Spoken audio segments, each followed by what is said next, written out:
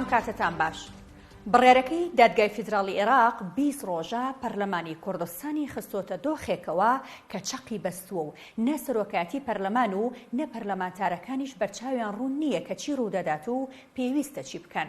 ئەم دۆخە هەڵواستراوەی پەرلەمانی کوردستان تێی کەوتووە دەرەنجامی درێژکردنەوەی تەمەنی خولی پێنجەم بوو. ئەمەش پاشەوەی لایەنە سیاسیەکانی هەرێم لەبارەی هەڵبژاردنەکانەوە نەگەیشتنە ڕێکەوتن و ئیدی پەنایان بۆ درێژکردنەوەی تەمەنی پەرلەمان برد کە دواتر ناڕەزایی سیاسی لێکەوتەوە و سکاڵا گەیەنرایە بەغدا.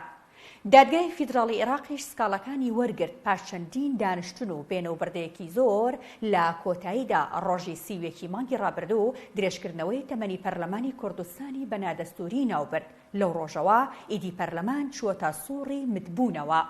ئەمە یەکەم جارە هەرێمی کوردستان بەرامبەر بەڕێوەیەکی دادگای فیدراڵی بێدەنگی سیاسی هەڵدەبژێرێت و تاوەکو ئێستا لەسەر ئاستی سەرۆکاتیەکانی هەرێم هیچ ڕوونکردنەوەیەک نەدراوە، نەقبوڵ کراوە و نەڕەتیش کراوەتەوە.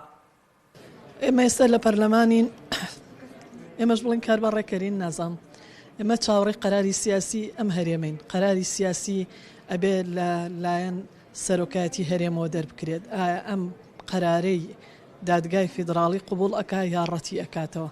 ئەگەر قبولی کات پەرلەمان ئەبێت کارەکانی خۆی تەواو کرد و کۆتایی بێت و حکومەتیش بێت بە کاربەڕێکەر. ئێمە درک بەواکەین کە بۆ ماوەی 3 هەفتەی ئەم قەرارە دەرچووە.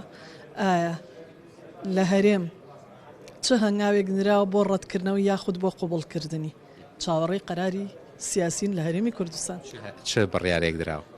تا ئێستا هیچ بڕیارێک نەدراوە. تا ئێستا بەڕەت ئەو بڕیاری کە لە دادگای فیدراڵی دەرچووە بۆ هەڵۆشانەوەی پەرلەمان هەرێم قەراری سیاسی لێ نەداوە. سەرۆکایەتی هەرێم ئەبێ ئەم قەرارە ڕەت کاتەوە یا قبولی کات. تا ئێستا ئەم ڕەتکردنەوە قبولکردنەمان گوێ لێ نەبووە لە هیچ دام و دەستگایەکەوە، چ لە دام و دەستگای سەرۆکایەتی پەرلەمان، چ لە سەرۆکایەتی هەرێم، چ لە ئەنجومەنی وەزیرانەوە. ئێمە گوێمان لە هیچ تەسریحێکی بەرپرسان نەبووە چ بە قبولکردنی چ بە ڕەتکردنەوەی. ئێمە زانین کە بزوتنەوەی گۆڕانجواتی نیشتیمانی سەرۆکی فراکسیۆن. بەڵێ ئێمە هەر قەرارێکی سیاسی بدرێت لە هەرێمی کوردستان ئێمە پابەندیم پێوی پابند بن بە بڕیارەکەی دادگای فیدراڵی. تا ئێستا ئێمە هیچ جوابێکمان لێ نەگەڕاوەتەوە لەگەڵ ئەوەی کە ئێمە جوابمان بۆ حیزبی خۆمان ناردووە. ئێمە چۆن مامەڵە لەگەڵ ئەوە بکەین تا ئێستا ئەوان لە گفتوگۆ و مناقەشەیان جوابی ئێمەیان نەداوەتەوە. سپاس بۆ تۆ.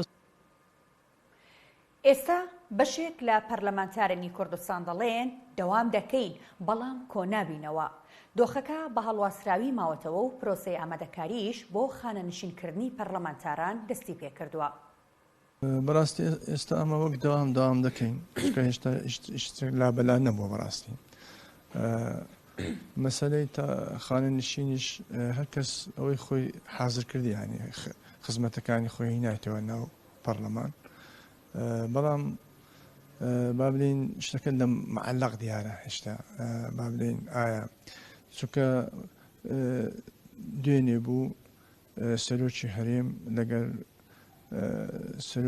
لەگەر کۆمیسیۆنی هەڵبژاردننی عێراق چاپێکەوتنی کرد، داوای لیانی کرد. ئەوانش گوتیبیان ئێمە ناتوانین دوو هەڵبژاردن پێکڕا بکەین، چونکە هەڵبژاردننی محافەزەکان پارێزگارەکانی عێراق عینەن لە مانجی 11ەیە.